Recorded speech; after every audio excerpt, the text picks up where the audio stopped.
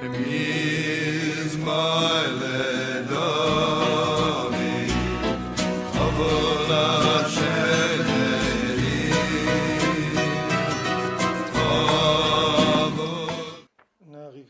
on est dans la Torah la tête qu'on a commencé hier et qui n'est pas très longue. On est arrivé dans le passage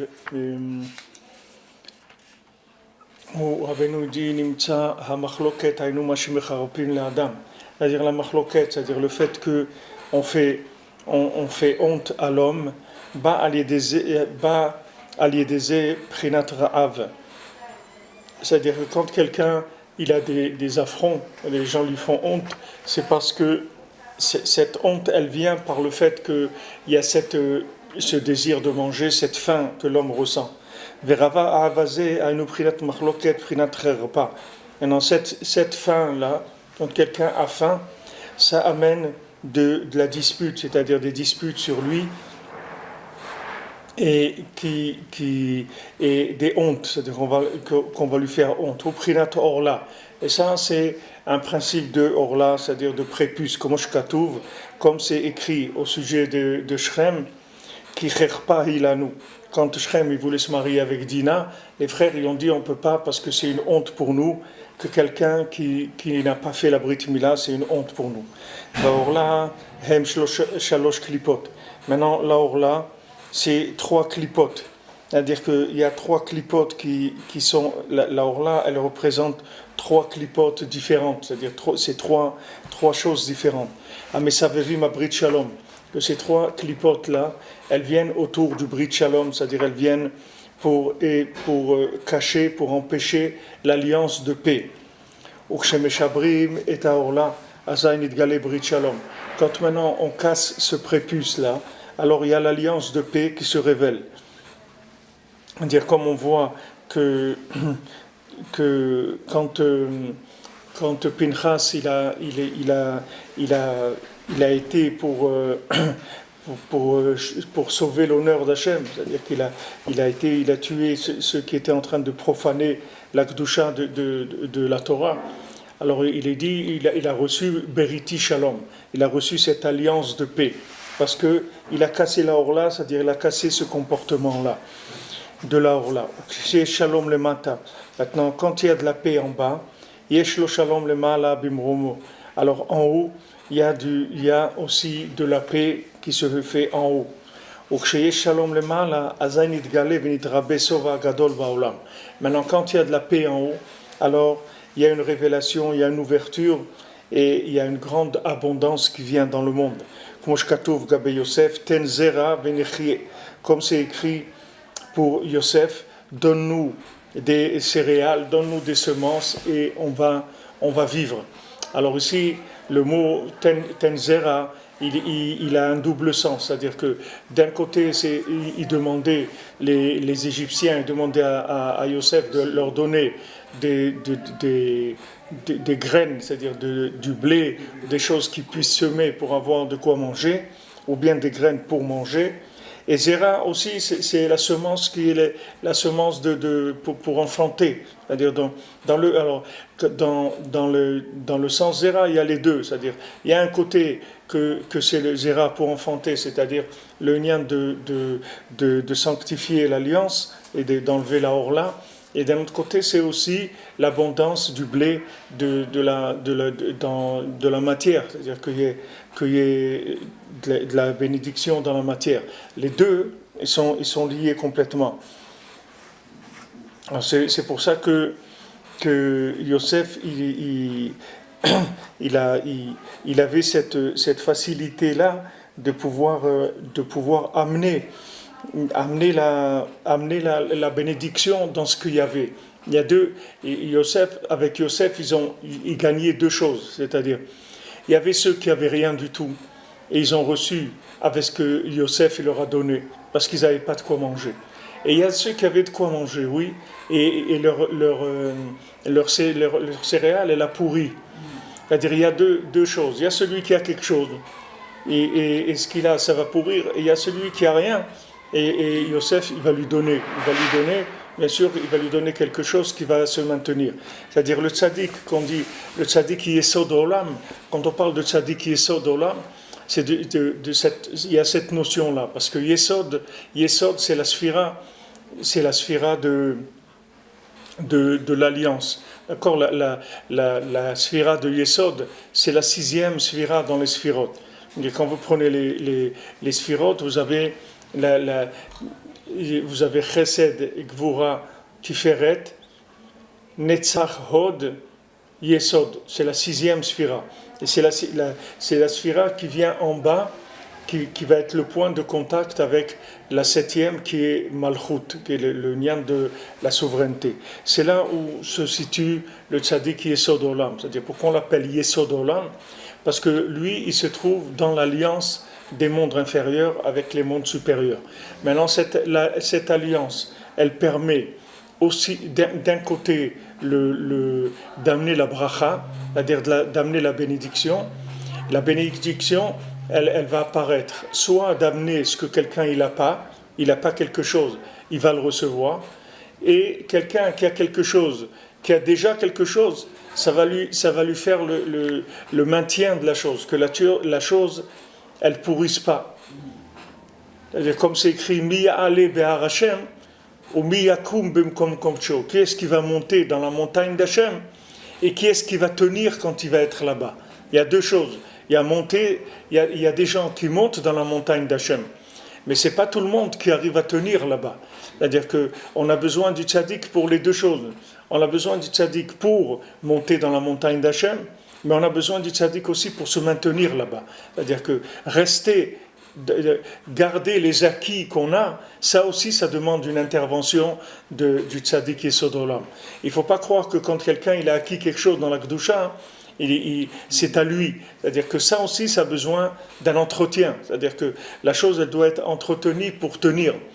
Baruch Hashem, il a de la Torah, il a fait tchouva, ou quelqu'un il s'est marié, et quelqu'un il a des enfants, tout ça, Baruch Hashem, c'est une bracha, il a reçu ça. Mais maintenant, cette chose qu'il a reçue, il faut qu'elle se maintienne. Comme on dit dans Birkat Kohanim, Yivarecha Hashem, Veishmerecha. Hashem, il va te donner la bracha, et il va te protéger. Maintenant, on dit, si j'ai la bracha, pourquoi je dois être protégé? Parce qu'il faut protéger cette bracha. Voilà, tu vis en Eretz Israël, mais il faut protéger ça. Il faut que ça reste. Il faut que Hachem il nous donne la possibilité de rester. Maintenant, Hachem il nous a donné. Mais aussi, il faut que la chose, elle se maintienne. Ça aussi, c'est un aspect de l'alliance. C'est-à-dire, l'alliance, elle a les deux choses. Elle amène ce qu'il n'y a pas, et elle maintient ce qui existe aussi. Donc ça, c'est deux notions qu'on a besoin de Yosef, c'est-à-dire qu'on a besoin du tzaddik pour ça. Donc c'est pour ça que Yosef, il a redemandé, et il a demandé aux Égyptiens de faire la Brit Mila. Alors, quand ils ont demandé à Paro, il leur a dit, regardez, déjà, il a fait pourrir toute la tvoua, c'est-à-dire tout ce que vous avez vous gardé, toutes les céréales vous avez mis de côté, Yosef il l'a fait pourrir. Alors maintenant écoutez-le, sinon vous allez mourir, et non il va nous tuer. Alors faites attention, c'est-à-dire que maintenant ce qu'ils avaient déjà, ça a pourri. Même ce qu'ils avaient, ça a pourri. C'est-à-dire que sans le tzaddik, c'est-à-dire il n'y a rien. C'est pas que quelqu'un il peut faire un petit peu quelque chose sans le tzaddik. Il va rien faire du tout. C'est-à-dire même ce qu'il a, il va le perdre. Pourquoi? Parce que quand le tzaddik, Yesod Olam, le tzaddik qui vient dans le monde, il amène des éléments qui sont entièrement nouveaux. Comment maintenant servir Hachem? Et celui qui ne va pas avoir ces éléments nouveaux, il ne va pas pouvoir se maintenir. Rav Gershon, alav shalom, à la yeshiva, c'était un Alsacien. C'était ce qu'on appelle les Yekes, c'est-à-dire c'est les Juifs très, très, très loin de la chassidoute, de tout ça. Puisque en Allemagne, les Juifs allemands, là-bas, il n'y avait pas le Zohar ni rien, ils n'étudient pas. Les Juifs allemands, ils étaient très loin dans leur façon de voir les choses, ils étaient très loin de tout ce qui est mystique. C'est-à-dire que c'est des gens qui sont très, très carrés. Il n'y a pas de mystique là-bas. C'est-à-dire la mystique, c'est quelque chose qui n'est pas...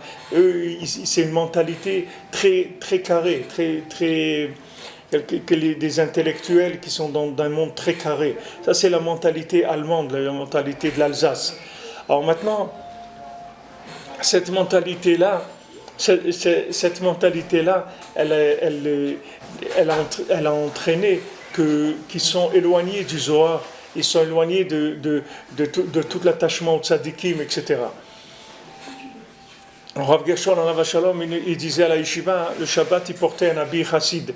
Alors quand on lui a demandé pourquoi il portait un habit chassid, le Shabbat, alors il a dit, s'il n'y avait pas eu le Baal Shem Tov, il resterait pas un juif, avec une kippa dans le monde. S'il n'y avait pas eu le Baal Shem Tov, il n'y aurait plus un juif qui mettrait une kippa dans le monde. C'est-à-dire que le tzaddik, quand il vient, c'est pas uniquement pour amener quelque chose de nouveau par rapport à ce qui existait. Le tzaddik qui vient pour amener aussi le service d'entretien de ce qui existait. C'est-à-dire que maintenant, même ce qui existait avant, ça va plus pouvoir se maintenir.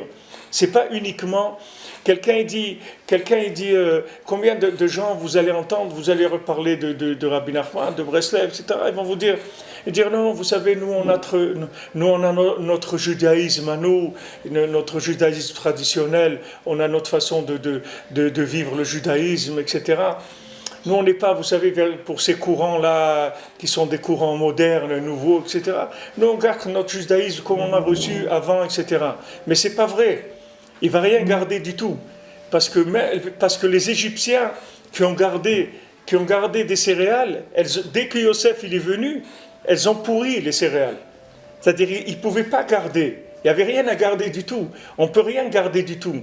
Parce que tout ce qui se maintient dans le monde, ça se maintient par la sphira de Yesod. La sphira de Yesod, c'est elle qui fait le lien entre les mondes inférieurs et les mondes supérieurs. Alors quand il vient le tzaddik Yesod Olam, c'est-à-dire c'est le tzaddik qui est l'alliance du monde. Là, on traduit en français, c'est pour ça que les traductions elles sont toujours c'est un petit peu difficile de traduire parce que quand il y a des mots en hébreu qui veulent dire beaucoup de choses en même temps. Alors quand on traduit tzaddik yesod olam, les gens ils disent pilier du monde, mais le maasé c'est pas que pilier, c'est tzaddik, c'est alliance du monde aussi. Yesod olam ça veut dire c'est l'alliance du monde, c'est-à-dire que le tzaddik il fait l'alliance entre tout ce qui est les mondes inférieurs et les mondes supérieurs. C'est-à-dire que Ose Shalom Bimoromav, c'est-à-dire qu'il y a le Shalom d'en bas, il y a le Shalom en haut. C'est-à-dire que quand maintenant le tzaddik il amène un Shalom, un véritable Shalom dans le monde, c'est un Shalom qui fait le Shalom en haut. Le Shalom en haut, ça veut dire quoi? Ça veut dire que d'en haut, on déclenche que la bracha, la bénédiction, elle descende dans le monde. S'il n'y a pas le tzaddik qui est Sodolam, cette bénédiction, elle ne descend pas dans le monde. S'il n'y a pas le tzaddik qui intervient, il peut y avoir même du shalom en bas, mais ça ne s'appelle pas du shalom. Il y avait, quand le rapport entre Yosef et ses frères, c'était un rapport de shalom, mais c'était un shalom de statu quo. Ce n'était pas un shalom véritable. C'est un shalom, et Rabbeinu il définit ça, il dit que lo yochlu le daber lo de shalom. Ils ne pouvaient pas parler avec lui be shalom. C'est-à-dire c'était un shalom dans lequel il n'y avait pas de communication. C'est-à-dire c'était un shalom comme on dit, de maintien de statu quo. C'est-à-dire on dit, voilà, regarde, je ne te frappe pas, tu ne me frappes pas. Je ne te détruis pas, tu ne me détruis pas. Tu ne rentres pas chez moi, je ne rentre pas chez toi. Mais ça, ce n'est pas du shalom qui amène shalom en haut. Ça, c'est du shalom en bas, du shalom de derech eretz pour fonctionner, pour ne pas se détruire. Mais ce shalom, il ne déclenche pas la bracha. Pour déclencher le bracha, il faut un shalom véritable de communication. Et ce shalom de communication, c'est que le tzaddik yesod olam qui donne ça. Sinon, les gens ne peuvent pas communiquer. Les gens, ils auront un shalom au maximum de statu quo. C'est-à-dire, regarde, on a notre terrain, vous avez le vôtre, que chacun il reste sur ses plats, et qu'il ne va pas sur les plates-bandes de l'autre, c'est tout. Mais communiquer, parler, avoir un échange, c'est pas possible. Ça, c'est qu'au niveau de l'alliance qui est l'alliance du tzaddik Yesod Olam. Sinon, il n'y a pas ce lien-là, il ne marche pas. C'est pour ça que même les tzaddikim, qui étaient les frères de Yosef, ils ne pouvaient pas avoir un rapport de shalom avec lui. Parce que du moment où ils ne l'ont pas reconnu en tant que tzaddik de la génération, la notion de shalom, elle était limitée à une notion de gestion du monde, c'est tout. Mais pas une notion de fusion avec les mondes supérieurs. Ça, c'est que le tzaddik qui a ça. Pour ça que quand les Égyptiens ils ont entendu que Yosef il dit il va y avoir 7 années de famine, eux ils ont pris ça comme une prévision météorologique si on veut. C'est-à-dire comme il dit quelqu'un il dit il va faire froid, il dit bon alors on va préparer des manteaux etc.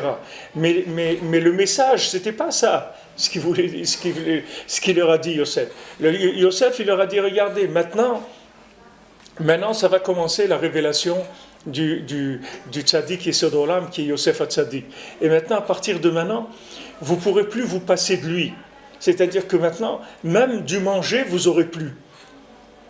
Alors ils ont entendu le message, ils ont interprété le message sans Yosef. Tandis que Paro, lui, il a compris que le message, il était lié à Yosef. Et que c'était le message de Yosef. Ce n'était pas une prévision météorologique. C'était l'annonce du pouvoir de Yosef qui se révélait dans le monde. Donc il lui a dit, c'est toi qui vas tout faire. Pourquoi Paro il a dit à Yosef, c'est toi qui vas tout faire? Il n'y a pas besoin d'être tzaddik Yesod Olam pour prendre du blé et de l'enfermer dans des granges. Il n'y a pas besoin de s'appeler tzaddik Yesod Olam pour ça. C'est quelque chose de technique. Mais Paro, il a compris que quand il a parlé, il a interprété le rêve. Paro, il a vu que cet homme-là, c'était pas un interprétateur de rêve, c'était pas de la prévision météorologique, c'était l'homme qui allait diriger le monde. C'est-à-dire qu'il a vu, il a dit écoute, je me plie et tout, uniquement tu me laisses mon trône, c'est tout là où je suis, mais le reste tu fais tout.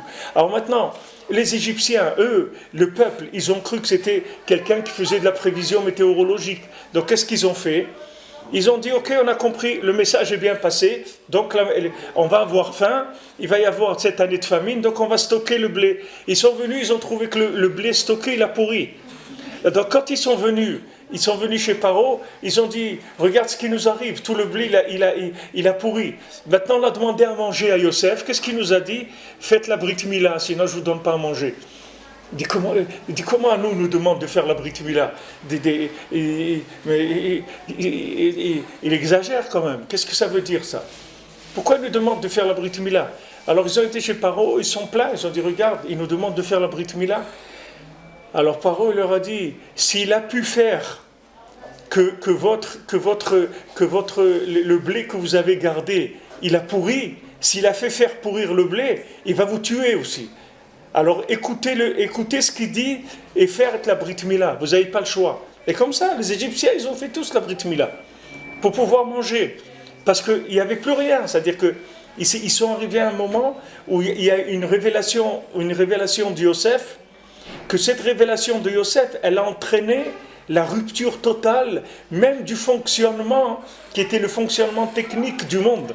Il ne fonctionnait plus. C'est-à-dire que même les choses simples, de mettre de la nourriture, de stocker de la nourriture, ça aussi, ça ne marchait plus. Quel est l'intérêt de faire la Brit Mila aux Égyptiens?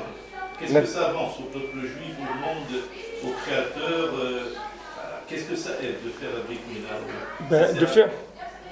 On n'a pas besoin de la Brit Mila des... Bien sûr, on a besoin. Pourquoi? Tu sais pourquoi les musulmans ils sont monothéistes? Pourquoi les musulmans ne sont pas tombés dans la Vodazara? C'est les seuls qui font pas de l'idolâtrie. Tous les autres, il y a les bouddhistes, les trucs, les chrétiens, tout ça. Pourquoi ils sont tombés là-dedans? Parce qu'ils n'ont pas enlevé la Horla. Les musulmans, le fait qu'ils ont enlevé la Horla, ils sont restés monothéistes. Ils ne sont pas tombés dans la Vodazara. Et même si la Horla, que quand ils enlèvent la Horla, ça ne s'appelle pas vraiment la Brit Mila, mais le fait qu'ils enlèvent la Horla, c'est une partie de l'alliance et ça les empêche, c'est-à-dire ça les protège dans les croyances de l'idolâtrie. C'est pour ça que les musulmans ne tombent pas dans l'idolâtrie.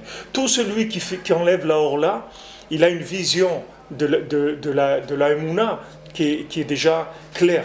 Il sait qu'il y a un seul Dieu et c'est pas à peine raconter des histoires. Il n'y a pas d'intermédiaire, il n'y a pas de tous ces trucs-là, ça n'existe pas chez eux. Ça vient du fait qu'ils ont la Orla. Et c'est pour ça que Ishmaël, il va faire tchouva à la fin. Et ça, il va pas faire tchouva, mais Ishmaël, il va faire tchouva. À la fin, il va faire tchouva. Pourquoi? Parce qu'il enlève la Orla. D'enlever la Orla, c'est quelque chose. C'est pas stam. Enlever la Orla. Maintenant, ça va amener les Égyptiens à croire en un Dieu unique, le fait de le retirer là. Ça va enlever beaucoup de leur zouama, de leur pourriture, de tout ce qu'ils ont comme les Égyptiens, ils étaient très très bas, c'était des gens les plus pourris qu'il y avait sur terre, les Égyptiens. Les Égyptiens, ils étaient avancés dans toute la touma du monde, dans tout ce qui est l'impureté qu'il peut y avoir dans le monde, c'était des innovateurs là-dedans. Alors quand il leur a enlevé la Orla, il leur a permis de progresser. C'est-à-dire que le monde avance, si tu veux, vers un engagement par rapport à Hachem. Et du moment où il va pas y avoir la présence du tzaddik, c'est-à-dire qu'il va être accepté par le monde, il n'y aura plus de maintien de ce qui existe. C'est ça qui est un chidouche. C'est-à-dire, normalement, tu peux croire que le tzaddik il vient pour amener un plus dans le monde. D'accord? Il vient pour amener un plus. C'est-à-dire, voilà, regardez, vous voulez être Breslev et tout, venir à Ouman, faire Idbodedou, tout ça, voilà, vous allez être joyeux, vous allez rentrer dans la prière, tout ça. Alors les gens ils pensent que c'est un plus que Rabbi Nachman il amène dans le monde. Mais ce qu'il dit ici Rabbeinu, c'est que le tzaddik, c'est pas qu'un plus qu'il amène. Il amène le maintien de la vie dans ce qui existe déjà. C'est-à-dire, avant que le tzaddik y vienne, il peut y avoir un maintien de la vie. Quand le tzaddik il se révèle, ce maintien-là, il n'existe plus. C'est-à-dire que maintenant, tu prends tout le mouvement du judaïsme, tu prends quand le Baal Shem Tov s'est révélé, que lui aussi c'était un tzaddik Yesod-Olam, avant qu'il Baal Shem Tov, il y avait des juifs dans le monde. Il y avait des érudits en Torah, il y avait de tout. Quand le Baal Shem Tov il est venu, il y avait où on adhère au Baal Shem Tov, où il ne reste plus rien du judaïsme. C'est-à-dire plus rien. Il ne va plus rien rester. C'est-à-dire quand le Baal Shem Tov il est arrivé, les gens qui sont pas engagés dans la chassidoute, ils ont perdu le judaïsme complètement. C'est pas que maintenant voilà, on n'a pas pris ce plus qui s'appelle la chassidoute. La chassidoute c'est pas un plus. C'est indispensable pour le judaïsme. Et quand Rabbeinu il est venu dans le monde, Rabbeinu il est devenu indispensable pour le judaïsme. C'est-à-dire qu'on va arriver à un moment où il y a ou être avec Rabbi Nachman ou ne pas être juif, c'est tout. Il n'y aura pas d'autre possibilité. Parce que quand Yosef il est arrivé, au moment où il s'est révélé, au moment où Hachem il a décidé de le sortir de la prison et que maintenant il allait se révéler dans le monde, tout de suite la face du monde elle a changé complètement. Et Paro, c'était lui le roi du monde, Paro, puisque c'était le pays le plus puissant du monde. Dès qu'il a vu Yosef, il a entendu, il a dit ça y est, c'est toi le patron. Donc vas-y, dis ce qu'il faut faire, on va le faire.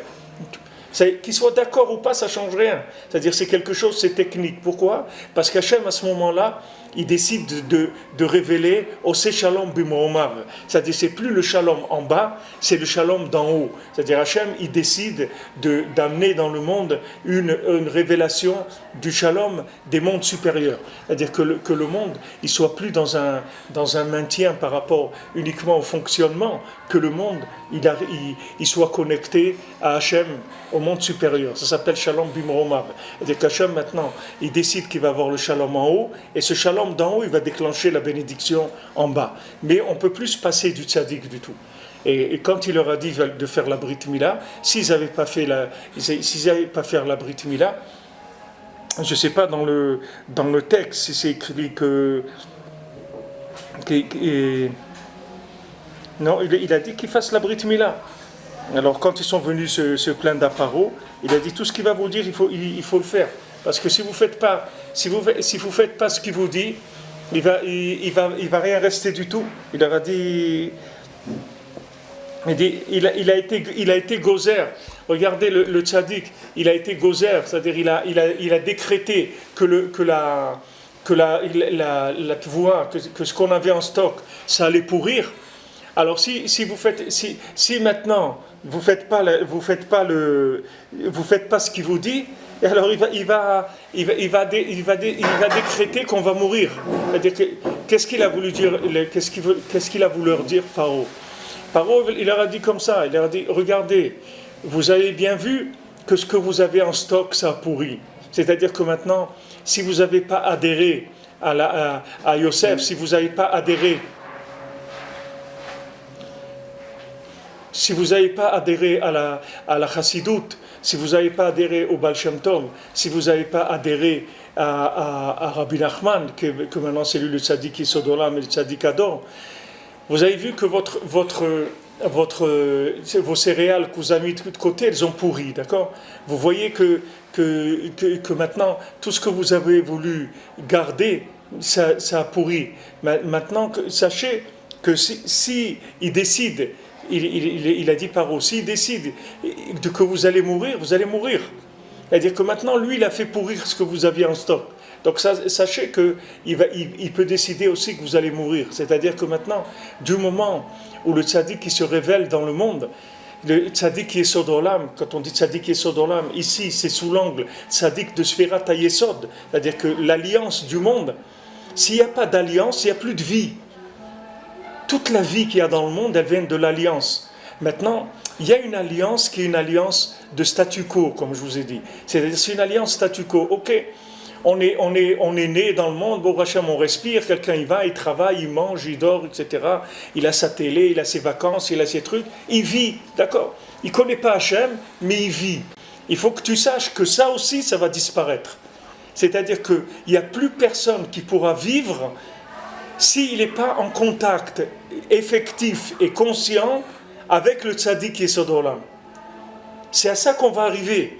C'est-à-dire que le maintien de toute forme de vie, elle va ne se faire que par l'alliance. L'endroit de l'alliance qui est la propriété exclusive du tzaddik Yesod Olam. Et tout le monde va venir vers ça. Tout le monde. Il n'y a personne, parce que c'est la sphira qui fait c'est l'entonnoir. C'est-à-dire qu'il y a les sphirotes d'en haut, où tu peux tourner, dans Chesed, Gvura, Tiferet, Netzach, Hod, c'est des sphirotes qui ont un lien latéral. C'est-à-dire quand tu parles de lien latéral, ça veut dire que tu peux te maintenir sans évoluer. C'est parce qu'il y a une communication latérale. Si tu prends Chesed, Gvura, Tiferet, Netzach, Hod, c'est des sphirotes qui ont une communication latérale. Mais Yesod, c'est une sphira. C'est le bas de l'entonnoir. C'est-à-dire, il n'y a plus. C'est fini. Quand tu arrives là, il y a ou ça ou rien. Alors maintenant, plus il y a révélation du tzaddik Yesod Olam, et plus c'est le dernier, c'est-à-dire que c'est la fin de la réparation de l'humanité, et tout va passer par là. Et celui qui n'aura pas un lien quelconque avec ça, il va disparaître complètement. C'est-à-dire qu'il n'y aura même plus de forme de vie. C'est ce qu'il leur a dit Paro. Il a dit faites attention. Eux ils sont venus se plaindre, ils disent c'est quoi ça? Ils nous demandent à nous des Égyptiens de faire la Brit Mila, mais ça ne va pas. Paro il a dit attention. Si lui il a fait en sorte que vos stocks ils sont pourris, s'il décide que vous allez mourir, vous allez mourir. Alors allez faites la Brit Mila si vous voulez continuer à vivre. On est très loin. Hein? Très loin, alors. Pourquoi on est très loin? Ça peut prendre 5 minutes. Non, ça ne peut pas prendre 5 minutes. Ouais, 5 minutes. Que le monde il est comme Ça peut prendre 5 minutes. Pas plus. Les sociétés aujourd'hui elles sont en train de s'ouvrir vers n'importe quoi, je suis d'accord. C'est pas nouveau en même temps, on arrive bientôt à Hanouka, on voit que c'est un problème qui est très ancien. Elles sont en train d'aller vers ça, toutes les sociétés occidentales en tout cas, elles s'ouvrent vers ça. Et même aujourd'hui, quand on parle d'Israël comme un pays, quand il y a un discours comme ça, comme quoi c'est un pays démocratique, ainsi de suite, c'est systématiquement un exemple qu'ils reprennent, qu'on va vers ça aussi. Alors, on va aller très loin. On n'est pas loin du tout. Parce que si vous voulez, toute cette ouverture-là, tout ce progrès-là, vous voyez bien qu'est-ce qu'il donne. C'est pas un progrès, ça ne vient de nulle part, je suis d'accord, je sais. Oui, mais c'est que ça... C'est Quand, la conscience. quand vous prenez une voie... On s'en éloigne de ça. Lionel, quand vous prenez une voie sans issue, vous allez bien arriver à un moment... Ça cause. Ok, c'est la même chose. Quelqu'un, il a pris une voie sans issue. Maintenant, vous le voyez, il roule. Il dit Shalom, ça va, tout va bien? Ouais, ça va, il roule. Il est sur une voie sans issue. Mais cette voie sans issue, elle va l'amener à un moment où il va être devant un ravin ou un mur. Ça y est, c'est terminé. C'est comme nous quand on a fait Tchouva. Ouais, c'est la même chose. Nous, on est juste plus avancés dans la destruction, c'est tout. Nous, on était plus avancés dans la destruction. Il a raison, ce qu'il dit David, c'est la même chose. On a dit ça hier. Il parle au niveau individuel. Là, vous parlez au niveau collectif. Il n'y a pas, c'est pareil, Lionel, c'est pareil. Le téléphone, le téléphone, l'internet, c'est pas individuel. C'est pas individuel. C'est un mode de vie, vous ne pouvez pas vous sauver de ça. Vous ne pouvez pas sortir de ça. C'est comme ça. Aujourd'hui, les banques, il n'y a plus de personnes. Avant, vous aviez votre petit banquier venu lui parler. Il dit, alors comment ça va, monsieur, ça va bien? Ce petit rhume là, il est passé, vous allez bien, un truc, etc. Maintenant, c'est fini, vous avez une machine en plastique, elle est devant vous, vous n'avez pas lui parler. Ça y est, c'est tout le monde, ça. Il n'y a pas d'individu. Le monde, il avance vers quelque chose. Et nous, qu'on a fait tchouva, parce qu'on était avancé dans la destruction, c'est tout. Plus avancé dans la destruction. Vous dites que la voie sans issue, on l'avait déjà atteint. C'est-à-dire qu'on est rentré dans la voie sans issue avant les autres, c'est tout. C'est-à-dire on a choisi le chemin de la recherche, c'est-à-dire on a senti ce qu'on a parlé hier, de la frustration, on l'a senti avant les autres, c'est tout. C'est-à-dire il y en a qui étaient encore endormis, qui pouvaient vivre en allant se faire un petit resto le soir, après le travail, tout ça, ça leur suffisait. Il y a des gens, quand ils finissaient leur journée de travail, ils disent, bon, on se fait un petit resto, une petite boîte de nuit, un petit truc. Ouais, sympa, tout ça. Dimanche, on va se faire une petite sortie au ski. Impeccable, ça roule encore. Puis il y a des gens que tu ne pouvais plus les acheter avec ça, c'était fini. C'est fini. Et dans le monde musulman, c'est la même chose, ce qui se passe que je vous ai dit tout à l'heure. Comme ils ont fait la Orla, ils ont une conscience de l'unicité d'Hachem, c'est-à-dire la Emouna dans Hachem, que ça les entraîne aujourd'hui dans le désespoir. C'est-à-dire dans les médias, aussi aujourd'hui, ils parlent de ça. Ils disent que les réactions qu'il y a en Israël des gens, c'est parce qu'ils sont désespérés. Ils sont dans le désespoir. C'est-à-dire aujourd'hui, le monde musulman, il est dans le désespoir. Parce que la forme de vie qu'on leur a donnée, c'est une forme de vie qui ne les satisfait pas. Parce qu'ils ont la Emouna dans le Yichud d'Hachem. Donc c'est des gens qui ne peuvent pas être satisfaits de la débauche occidentale. Ça ne leur parle pas. Vous comprenez? Quand ils sont ma'amines d'Hachem, qu'il n'y a pas d'Avodazara, il y a une limite chez eux dans le mensonge. Il y a le prépuce du cœur, quoi. C'est retire le prépuce du cœur en même temps. Ouais. Retire Ouais. C'est-à-dire ça te donne. C'est-à-dire que le mensonge, il est muselé, si vous voulez. C'est-à-dire le fait que quelqu'un il a enlevé la orla, il a une limite dans le mensonge, dans lequel il ne peut pas rentrer. Donc maintenant le monde musulman, il arrive à un moment où il est obligé de détruire Esav. Il n'a pas le choix. Vous comprenez? Je ne suis pas spécialement d'accord. Vous soyez d'accord ou pas, c'est ce qui se passe. Hein, Je vais vous donner un exemple, c'est pour ça que vous regardez Dubaï. Les Arabes, ils ne se mélangent pas, mais ils font tout ce qu'il faut pour Esav. Il y a tous les trucs, les pires qu'on peut trouver en Arabie Saoudite, on les trouve là-bas. Et ils jouent avec ça, c'est-à-dire ils prennent l'argent, mais en même temps ils disent nous on ne touche pas. C'est une hypocrisie. Ça c'est l'exploitation de Esav, c'est tout. Ils ont compris ce que Esav il veut manger et ils ont fait. C'est comme si vous faites un restaurant chinois à Tel Aviv. C'est pas pour les Chinois, c'est pour des Israéliens qui veulent manger du manger chinois, c'est tout. C'est-à-dire que maintenant on arrive à un moment où il y a un tel déluge d'hérésie dans le monde, c'est-à-dire Esav, il est arrivé à une telle folie jusqu'à permettre le mariage homo, des choses comme ça, que maintenant le statu quo dans lequel vivait Ishmaël, il ne peut plus vivre dedans. Ce statu quo, il est plus viable, c'est fini. C'est-à-dire que maintenant, Ishmaël, il a besoin. Le problème d'Ishmaël, c'est que Ishmaël, il n'est pas comme le Ham Israël, parce que Ishmaël, il enlève la orla, mais Ishmaël, il ne fait pas la priya, c'est-à-dire lui, il enlève le mal fondamental, mais il ne sait pas révéler le bien. Le Ham Israël, il enlève le mal, mais il révèle le bien. Ishmaël, il n'a pas le côté de révéler le bien. Ishmaël, il sait se protéger du mal, mais il a besoin d'être lié à quelqu'un qui lui donne la conscience du bien. Parce que d'enlever le mal, ça ne suffit pas. C'est bien d'enlever le mal déjà, mais il faut s'alimenter, c'est-à-dire il faut voir du bien. Ishmaël, il enlève la orla, mais il fait pas, il révèle pas le bien. Donc maintenant, cette révélation du bien, il n'est pas capable de la faire. Tant que maintenant, Esav, il se tenait tranquille, alors à travers Esav, Ishmaël, il arrivait encore à voir un petit peu de bien, c'est-à-dire à pouvoir être un peu lié avec la vie dans ce monde, puisque Esav, c'est un spécialiste de l'exploitation de la matière. Donc il arrivait un petit peu à prendre de lui.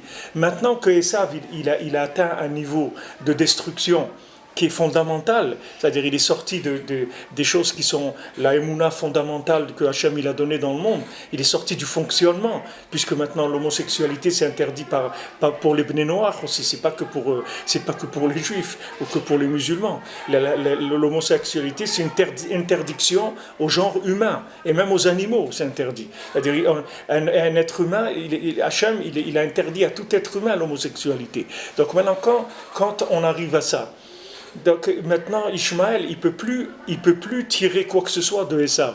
Donc Ishmaël il est obligé de rentrer en guerre sainte, c'est-à-dire il est obligé d'aller détruire Esav. Et si Ishmaël il arrive à détruire Esav, nous on rentre en Eretz Israël. Et c'est la Géoula, c'est tout. C'est le monde à l'envers par rapport aux médias, mais la vérité c'est celle-là. C'est-à-dire que celui qui est en train de nous ouvrir les portes d'Eretz Israël, c'est Ishmaël. Vous voyez pratiquement que les gens ils montent en Israël. Tout le Avodah qui a ce qu'on appelle le Grand Israël. Tout le Avodah qu'il y a qui sont en train de massacrer. Ouais. Ce que nous on n'a jamais pu faire en fait. Ils nous préparent le terrain. Bon, c'est pas qu'il nous prépare de terrain, il travaille pour Hachem, il travaille pour la Emouna. Parce qu'ils ont le nom de Hachem, ils ont Hachem dans leur... Oui, parce qu'ils ont enlevé la Orla. Le fait qu'ils ont enlevé la Orla, ça leur donne une conscience de la vérité. Vous ne pouvez pas leur coller n'importe quoi. Vous ne pourrez pas leur dire viens dans l'homosexualité, c'est extraordinaire. Vous ne pouvez pas lui raconter ça à un musulman. Il ne peut pas croire là-dedans. C'est pas vrai, ça le dégoûte. C'est quelque chose qui le dégoûte profondément, il ne peut pas, parce qu'il a enlevé la Orla. Donc c'est des choses qu'il ne peut pas adhérer à des choses comme ça. Donc il n'a pas le choix. Comme maintenant, le seul qui lui donnait à manger, c'est Esav, qui lui donnait à manger en Derech Eretz, en fonctionnement. C'est-à-dire, Esav, lui, c'est quelqu'un, il sait vivre dans la matière, c'est un spécialiste de la vie dans le Olam Hazé. Esav, il a dit à Yaakov, moi ce qui m'intéresse c'est ce monde, ne me parle pas de l'autre monde. L'autre monde il ne m'intéresse pas, moi je veux que ce monde. Alors lui Ishmaël il prenait de lui. Il allait à l'école chez Esav, il apprend à vivre chez Esav. Maintenant il voit que Esav, dans sa moralité, il a atteint un niveau où il n'y a plus de possibilité de vivre avec lui. Il alimente en force. C'est Esav qui alimente Ishmaël. Oui. Et ça, il alimente Ishmaël dans le fonctionnement, parce que Ishmaël, il n'a pas le côté de savoir vivre dans ce monde. Vous voyez bien, tous les pays arabes, c'est pas eux qui font ni des hôpitaux, ni des usines, ni rien du tout. Tous, c'est les Occidentaux qui exploitent, ils viennent chez eux, ils construisent, ils leur vendent. Voilà, la France, je ne sais pas combien elle a passé, 20 milliards de trucs et tout. Leur but, c'est de vendre là-bas, parce qu'eux, ils ont besoin de toute l'infrastructure de Esav. Ils ne connaissent pas l'infrastructure, développer l'infrastructure du monde. Mais maintenant, quand Ishmaël y voit que Esav, il arrivait à un point qu'on est obligé de se fâcher avec lui, parce que jusque-là, ça allait, mais maintenant, c'est plus possible, parce que maintenant, si on reste copains, tu vas nous pourrir nos enfants, nos trucs, et on ne sait pas où on va arriver avec toi, parce que là, tu as pris un chemin qui est trop pervers, donc maintenant, on est obligé de te détruire, on n'a pas le choix. Et ça va remettre les éléments en place, c'est tout. Chacun, il va se mettre en place. Alors, ce sentiment qu'ils ont de désespoir et de vouloir tuer, détruire et tout, c'est parce que maintenant, le monde n'est plus viable pour eux. Ils ne sont pas arrivés à la maturité de reconnaître Israël. Il y a un des pays, d'ailleurs, je ne sais pas si l'Arabie Saoudite, alors qu'eux, ils ont dit, bon, écoutez, la guerre avec les Juifs, c'est terminé, on va passer à une maturité, maintenant on va commencer à travailler avec Israël, tout ça. Ils ont aussi un ennemi en face d'eux. Ok, mais ça c'est l'explication logique. Mais l'explication de fond, c'est-à-dire qu'ils se sont rendus compte que le bien, il se trouve chez Israël. Que le bien chez Israël, il ne coûte pas la vie de tes enfants. Si tu te lis avec le bien qu'il y a à Israël, ça ne va pas te coûter la vie à tes enfants. C'est-à-dire que tu pourras rester musulman en fréquentant un juif. Et le juif, jamais il détruira ta religion. Parce que le juif, il n'a pas des choses qui détruisent ta religion. Donc c'est pour ça que dans les pays arabes, les juifs, ils ont toujours vécu. Ni les musulmans, ils ont essayé de convertir les juifs, ni les juifs, ils ont essayé de convertir les musulmans. Il n'y avait pas du tout ce rapport-là. Parce que les deux croient en Dieu, c'est tout. Donc on peut vivre ensemble. Il y a de la pudeur les uns comme chez les autres, il y a un respect, etc. Il y a un mode de vie où il y a beaucoup de points communs, vous comprenez? Mais Esav c'était si vous voulez, Esav c'était l'esclave de service, Esav. C'est-à-dire c'est le bonhomme qui travaille pour tout le monde.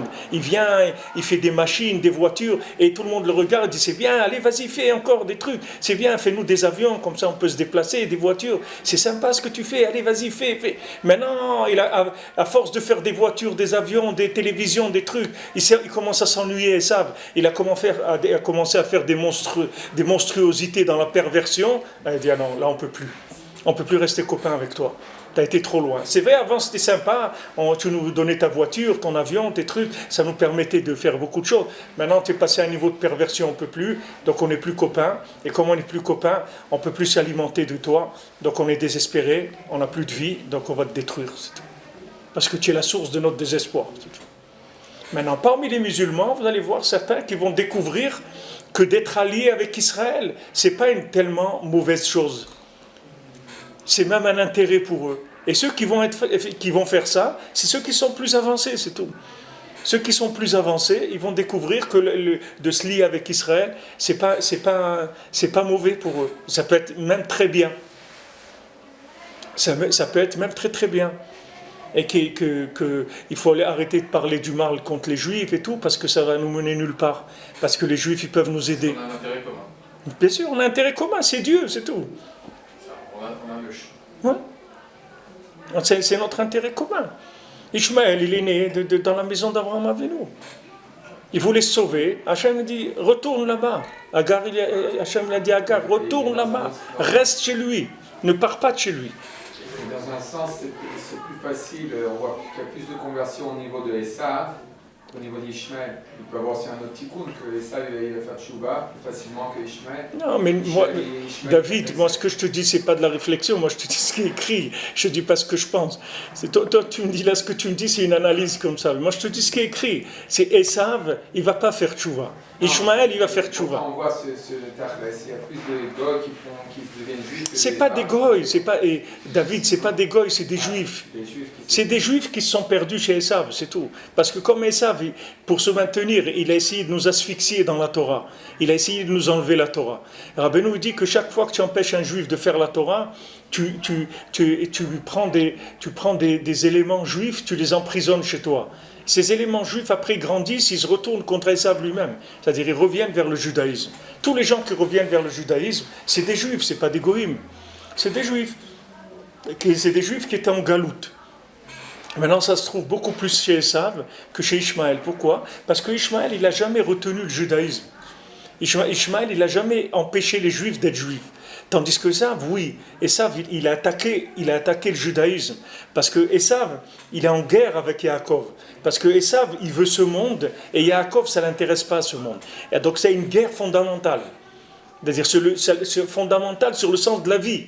Et Esav, il te dit, il faut construire ici, il faut avoir du plaisir ici, parce qu'après la mort, il n'y a plus rien. Donc c'est ici, tu as tant d'années à vivre, il faut que tu profites un maximum. Ça, c'est la mentalité de Esav. Et Yaakov, il te dit non, il y a l'autre monde. Nous, on vit ici, c'est juste une préparation pour l'autre monde. Donc tout ce qui est en désaccord avec l'autre monde, ça ne nous intéresse pas. Donc il y a une guerre fondamentale. Cette guerre fondamentale, elle fait que chacun, il essaye de tirer de son côté. Et chaque fois que Esav, il est arrivé à faire tomber un juif, du judaïsme, ça veut dire que l'âme de ce juif-là, elle est rentrée chez Esav. Quand elle est rentrée chez Esav, après elle va revenir dans le judaïsme, parce qu'elle ne va pas pouvoir rester longtemps là-bas. Et à un moment, elle va être dégoûtée par la vie de Esav, elle dit attends, il y a des limites à tout, c'est fini, je ne veux plus rester là. Et elle sent une inspiration, elle revient vers le judaïsme. Tandis que Ishmaël, il n'est jamais emprisonné le judaïsme. C'est pas il n'a aucun intérêt là-dedans. Tandis que Esav, s'il détruit le judaïsme, c'est comme ça qu'il vit. Il vit de ça, mais Ishmaël, non. Ishmaël, il n'a pas ça. Donc voilà un petit peu où on se trouve aujourd'hui. C'est-à-dire, aujourd'hui, c'est ça le positionnement des cartes. Ne croyez, c'est pas ce qu'ils voient dans les médias. Il y a un peu, parce que je vous dis, les médias ils disent que tout ce comportement musulman de vouloir tuer et tout, c'est parce qu'ils sont désespérés. C'est le désespoir qui l'amène à ça. Mais quel désespoir? Le désespoir, c'est quoi? Le désespoir, c'est que maintenant, ils ont compris que Esav, c'est plus un ami, c'est plus un associé, c'est plus quelqu'un avec qui on peut travailler. On ne peut plus travailler avec lui, il est trop dangereux. Il est trop pervers, il a été trop loin. C'est pour ça qu'ils sont violents, si vous voulez, dans la réaction par rapport à la perversion de Esav. C'est-à-dire, Esav, il ne comprend pas, il dit que c'est quoi, hein, c'est pas les droits de l'homme, les ONG, les je sais pas quoi, les trucs et tout. Et toi, c'est le droit de l'homme que tu permets le mariage homo, c'est les droits de l'homme. De qui tu te moques? C'est les droits de l'homme. Ils disent qu'un pays qui permet pas ça, c'est un pays antidémocratique, un truc. De quoi tu... Hein? C'est un problème ancien. Voilà. C'est le problème de Esav, c'est tout. C'est le problème ancien, c'est que Esav, il n'a que ce monde. Il ne croit pas en Dieu. Donc maintenant, Esav, il rampe de plus en plus. Il va chercher du plaisir dans des choses qui sont de plus en plus basses. Et maintenant, il est arrivé à un moment où Ishmaël ne peut plus le supporter. C'est tout. Donc Ishmaël, il envoie son armée dans le monde entier, que ce soit les réfugiés syriens ou n'importe quoi. Et il se dirige vers l'Occident pour le détruire, c'est tout. Parce qu'ils sont désespérés, parce que leur allié qui leur donnait des miettes, etc., maintenant ils peuvent plus se servir chez lui, c'est pas cachère pour eux. C'est plus cachère, ils peuvent plus manger. Ils peuvent plus manger chez lui. Ils n'ont plus le droit. Donc ça va...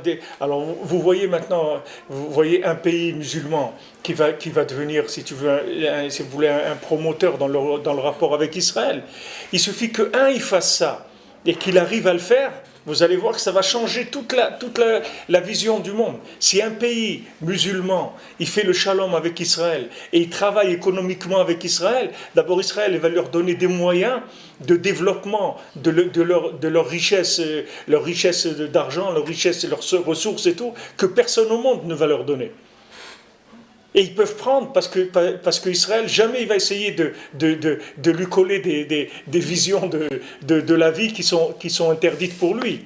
Donc maintenant, s'il y a une association qui se fait à ce niveau-là, ça y est, vous pouvez mamash voir que la Géoula, elle se met en place.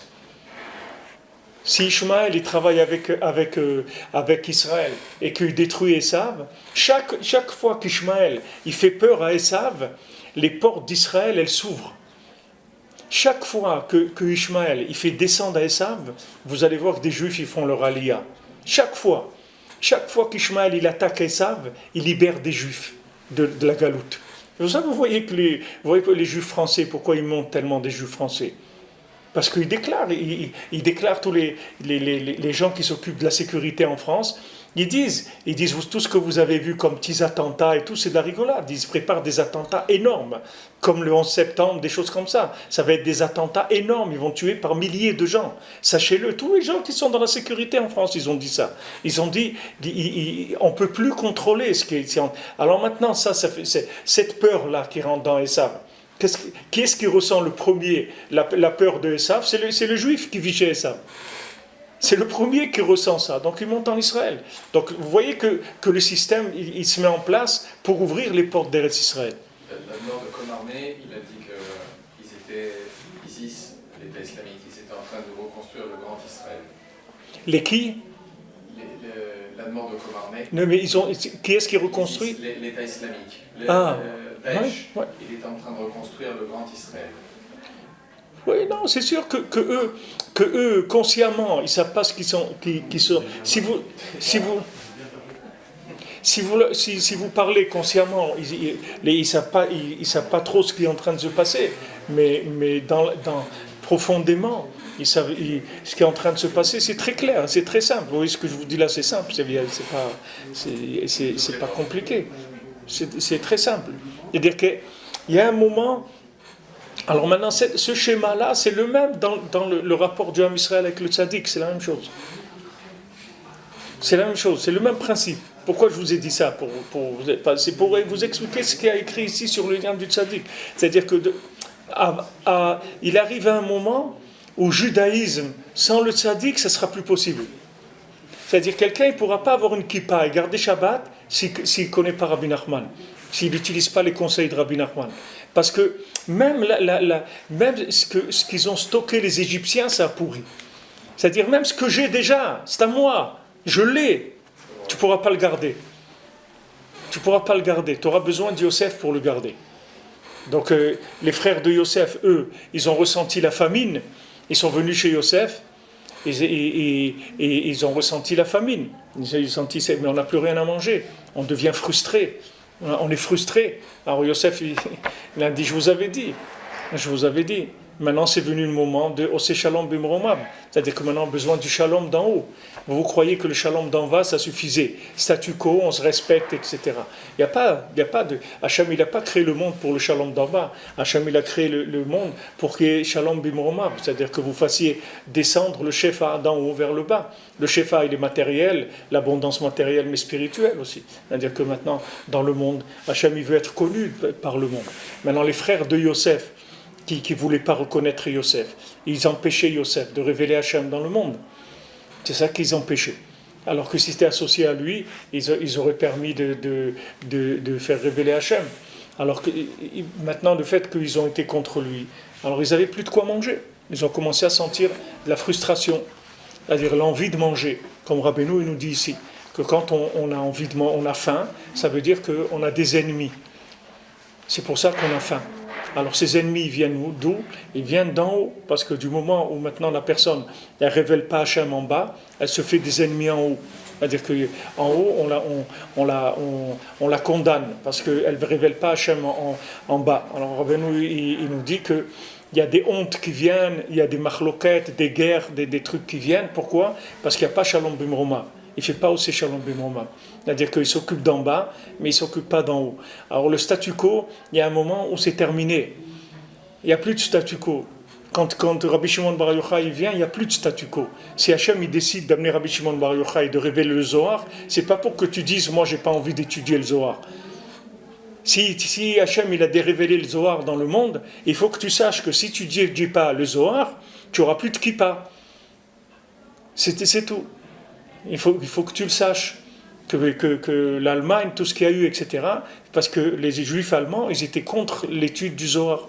Bien que la plupart du Zohar était imprimé en Allemagne, mais eux, ils n'étudiaient pas le Zohar. Ils étaient contre la mystique juive. Pour eux, c'était tout carré, etc. Et ça entraînait ce que ça entraînait. Maintenant, après, Rabbi Shimon est venu le Baal Shem Tov. Le Baal Shem Tov aussi, c'est-à-dire qu'il est Yesod Olam. Maintenant, sache que si tu adhères pas à la Chassidoute, tu n'auras plus de kippa. Tu mangeras plus kasher, tu ne feras plus Shabbat. Parce que même ça va se pourrir. Ne crois pas que Hachem il a envoyé le Baal Shem Tov pour que tu puisses faire sans. Si Hachem il envoie Moshe Rabbeinu, c'est parce qu'il y a ou Moshe Rabbeinu ou rien. Ou tu vas avec Moshe Rabbeinu, ou tu restes en Égypte et tu disparais avec les Égyptiens. Mais tu ne peux plus choisir. Hachem il a choisi pour toi.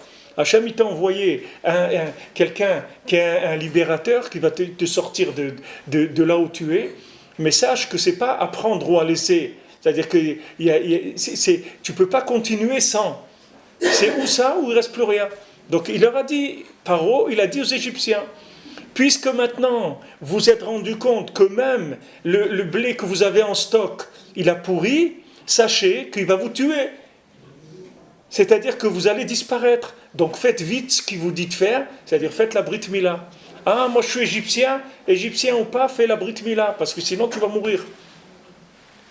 Alors ils ont fait la Brit Mila, et à ce moment-là, il leur a donné à manger, Yosef. Quand ils ont fait la Brit Mila, ça réduit tout de suite leur degré de perversion, Et ça a permis, ils ont libéré des canaux, ils bloquaient des canaux. C'était l'Égypte, Mitzrayim, c'est le Metzar, c'est-à-dire ils asphyxiaient les canaux de la... Pourquoi Hachem il s'est révélé en Égypte avec des plaies? Pourquoi Hachem il était tellement en colère, il voulait se révéler dans Paro, même quand Paro voulait faire tchouva, il n'a pas laissé faire tchouva pour pouvoir amener toutes les plaies qu'il devait amener. Parce que c'est des gens, les Égyptiens, qui sont arrivés à un tel niveau d'asphyxie de la présence divine dans le monde, qu'ils ont déclenché une colère en haut, que Hachem il voulait les détruire. Alors maintenant, le fait que l'homme Israël il était en galoute là-bas, c'était aussi pour préparer le principe de la Géoula. C'est-à-dire qu'ils ont vécu dans l'étroitesse de l'Égypte pour pouvoir crier et dire, mais attends, au début, ils étaient contents les Juifs en Égypte. C'était sympa. Ils touchaient les allocations, ils avaient des trucs, ils avaient des bons de vacances pour aller sur la côte d'Azur, ou pour aller faire du ski dans les Pyrénées, tout ça, c'est super. Et petit à petit, ça a commencé à se serrer. Regardez, hier, ou je sais pas quoi, il y a même un Juif, dans un avion, ils ont voulu le tuer, le pauvre. Un Juif, il était assis dans l'avion tranquillement, le gars derrière, il s'est rendu compte que c'était un Juif, il a commencé à l'étrangler. S'il n'y avait pas... quand il commençait à perdre à s'asphyxier, il a pu appeler l'hôtesse, ils sont venus, ils ont un peu libéré. Mais même après, ils ont dû le protéger parce que le gars qui voulait l'étrangler, il a appelé tout le monde, il a dit, mais venez, on profite, on va lyncher ce Juif, allez, venez, on le tue, etc. Regardez, dans un avion. Regardez. Alors quand les gens, ils entendent ça, ça remet un petit peu les choses en place. Les gens, ils voient qu'on a affaire à autre chose. Il faut arrêter de croire qu'on est dans un... On n'est plus en train de lire un Tintin, là. C'est plus Tintin, c'est plus les trucs... c'est plus Alice au pays des merveilles. Ça y est, il faut rentrer dans une réalité de la progression de la vie. Donc Hachem, il a dit cette étroitesse-là qui font la spiritualité, qu'ils empêchent la Torah de se révéler dans le monde, qu'ils empêchent Hachem de se révéler dans le monde. Donc Hachem, il a attaqué l'Égypte comme jamais il a attaqué aucun peuple. Ce qu'il a fait en Égypte, Hachem, c'est la destruction qu'il a fait, il a fait nulle part. Autant de destruction. Pourquoi? Parce que c'était l'étroitesse. Ils ont tous les canaux de la spiritualité, ils les ont bouchés. Ils ont mené les gens dans l'étroitesse totale. Alors Hachem, il est intervenu. Donc quand on voit que maintenant Yosef, quand Yosef il en arrive à ça, à ce que la tvoa, c'est-à-dire la moisson elle pourrit à l'intérieur, ça veut dire que c'est fini. C'est-à-dire celui qui ne va pas adhérer à ça, même ce qu'il avait chez lui, qu'il pensait que c'était des acquis, ça n'existera pas. C'est ce qu'il dit ici. Ils sont venus, ils ont dit à Yosef, Ten zera venichie, donne-nous de la semence et on va vivre. Alors Tenzera, ça veut dire des graines, comme je vous ai dit, mais Tenzera, c'est de la semence pour avoir des enfants. Ça veut dire maintenant, donne-nous la vie et on va vivre. Parce que sinon on va mourir. C'est-à-dire que c'est plus maintenant que des zera du manger. C'est le zera aussi qui donne la vie. C'est-à-dire que la possibilité d'enfanter. Tenzera venichie. C'est-à-dire, si tu ne nous donnes pas, c'est-à-dire on va mourir. Alors dans ce zera, il y a les deux. Il y a le côté d'enfanter et le côté de manger. Les deux. C'est-à-dire c'est arrivé les deux au même niveau. Avant, on pouvait manger sans enfanter. Maintenant, il arrive un moment où c'est fini. Vous voyez que même physiquement, c'est ce qui se passe dans le monde. Regardez l'Allemagne. C'est un pays où les gens ne veulent plus avoir d'enfants. C'est pourquoi ils amènent tous ces... Ils ont 1,5 million de trucs. Parce qu'ils n'ont plus d'enfants. Ils ne veulent plus avoir d'enfants, les Allemands. C'est quelque chose qui n'existe plus dans leur vie. Ils ne veulent plus avoir d'enfants. Donc comme ils ne veulent plus avoir d'enfants, ils sont obligés d'amener des gens que eux, oui, ils veulent avoir des enfants. Pour qu'ils vivent, pour que leur pays ne tombe pas en faillite. Mais ils ne savent pas que c'est ça qui va être leur fin. C'est-à-dire que le Maaseh Hachem, il est en train de mettre en place la réparation des choses. Tout ce qui a été fait, ça va arriver à... Alors, c'est ça, Pérouch Acher. Ah non, c'est Pérouch Acher. Donc ça, Bézat Hachem, on verra demain.